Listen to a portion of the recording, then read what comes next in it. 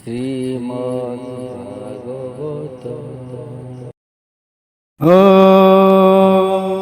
নমো ভগবতে বাসুদেবায়।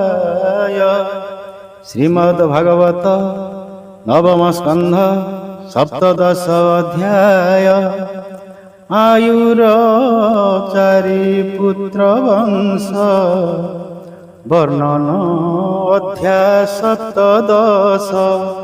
শ্রীশুক উবাচ আয়ুজে পুরুর বাসুত শুণ তাহার চরিত নহুষ তাহার তনয়ে আবর ক্ষত্র বুদ্ধ হয়ে রজিরম্ভ যে বীর্যবন্ত অনেনাদি পঞ্চসূত ক্ষত্র বুদ্ধর বংশ শুণ সুহোত্র তার পুত্র নাম কুশাদি তার তিনি সুত কাশ্য গৃশ্চ মদ সহিত সুনক গৃশ্চ মদ সুত সৌনক মুনি তহু জাত কাশ্যর কাশী নামে সুত তা পুত্র রাষ্ট্র নামে খ্যাত দীর্ঘত মাতার নন্দন তা পুত্র ধন্বন্তরী নাম সে আয়ুর্বেদ ভিয়াইলা প্রাণিক ব্যাধি নাশ কলা সে যজ্ঞ ভূক বিষ্ণু অংশে স্মরণে সর্বরোগ নাশে তার সন্ততি কেতু মান ভীমরথ তার নন্দন তাহার বীর্যে দিব দাস দ্যুমান তাহার যে শিষ্য তা নাম প্রত্যর্ধন খ্যাত কে অবে বলে শত্রুজিত ঋত ধ্বজ কুবলয়াস ବୋଲନ୍ତି ପୁଣି ତାକୁ ବସ ଅଳର୍କ ଆଦି ତହୁଁ ଜନ୍ମ ଶୁଣ ତାର ଘୋର କର୍ମ 60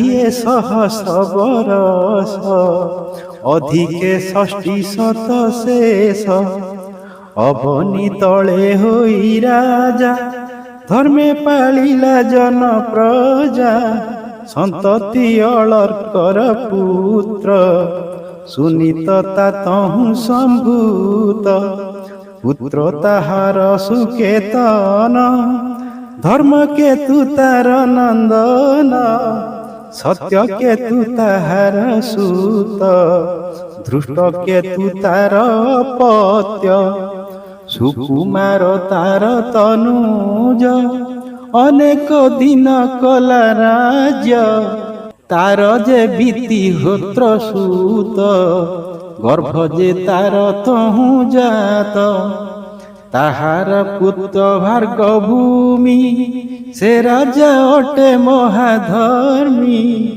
ଏମାନେ କାଶୀ ବଂଶେ ରାଜା ଧର୍ମେ ପାଳିଲେ ଜନ ପ୍ରଜା ତାହାର ନାମେ କମ୍ପେ ଭୂମି ଯମନ ପାରେ ଯହିଁ ଭ୍ରମୀ ରମ୍ଭର ପୁତ୍ର ଯେ ରଭସ ଗମ୍ଭୀର ହୁଏ ତାର ବଂଶ ଅକ୍ରିୟ ଗମ୍ଭୀରର ସୁତ ତା କ୍ଷେତ୍ରେ ବିପ୍ର ହେଲେ ଜାତ ଅନେନା ଆୟୁର କୁମର ଶୁଣ କହିବା ବଂଶ ତାର ଶୁଦ୍ଧ ଯେ ଅନେନାର ସୁତ ତା ତହୁଁ ସୂଚି ହେଲା ଜାତ କହିବା ତାହାର ସନ୍ତତି ତ୍ରିକକୁଦ ଧର୍ମ ସାରଥି ତାଠାରୁ ଶାନ୍ତରୟ ଜାତ ସେ କୃତ କୃତ୍ୟ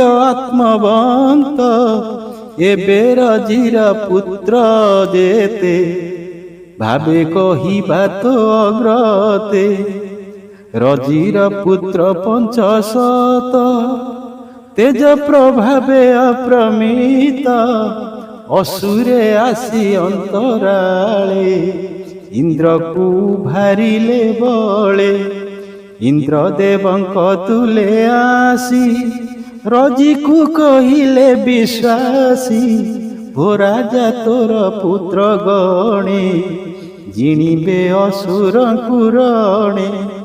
ମୋତେ କହିଲେ ବୃହସ୍ପତି ଅନ୍ୟଥା ନାହିଁ ଜୟ ଗତି, ଏମନ୍ତ ଆସି ଦେବ ଯୁଥେ ଘେନାଇ ପଞ୍ଚଶତ ସୁତେ। ସୈନ୍ୟ ଆବୋରି ଯୁଦ୍ଧ କରି ଅନେକ ଅସୁର ସଂହାରୀ, ଇନ୍ଦ୍ରଙ୍କୁ ସ୍ୱର୍ଗ ରାଜ୍ୟ ଦେଲେ ତା ଦେଖି ଇନ୍ଦ୍ର ତୁଷ୍ଟ ହେଲେ। ପୁଣି ସେ ରାଜ୍ୟର ଜିହସ୍ତେ ନ୍ୟାସ କରିଲେ ସେ ବିଶ୍ୱସ୍ତେ, ଇନ୍ଦ୍ରର ତୁଲେ ତାର ସୁତେ। ସ୍ୱର୍ଗେ ରହିଲେ ଦିନା କେତେ ପିତାର ମରଣ ଅନ୍ତର, ଇନ୍ଦ୍ର ମାଗିଲେ ସ୍ୱର୍ଗପୁର ରଜିର ପୁତ୍ରେ ତାନ ଦେଲେ। ଜାଗର ଭାଗ ମାନ ନେଲେ ରଜିତ ନୟଙ୍କର ମତି, ନାଶ କରିବେ ବୃହସ୍ପତି ସ୍ଥାପିଲେ ଇନ୍ଦ୍ର ଅଧିକାରେ।